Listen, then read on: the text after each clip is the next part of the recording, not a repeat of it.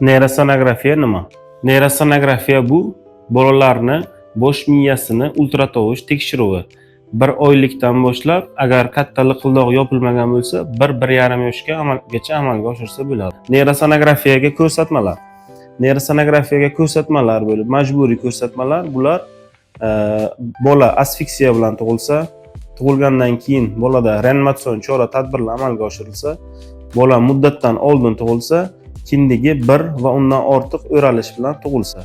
Shuningdek, skrining tekshiruvida homiladorlik paytida bolani bosh miyasida qanaqadir tug'ma nuqsonlarga shubha bo'lgan taqdirda neyrosonografiya amalga oshiriladi. Bu iloji boricha birinchi 24 soat davomida amalga oshirish kerak. Profilaktik chora-tadbirlar doirasida bolani bosh miyasi 1 oylikdan boshlab neyrosonografiyada tekshiriladi va toki 1 yoshgacha 3 oyda bir marta tekshirib boriladi.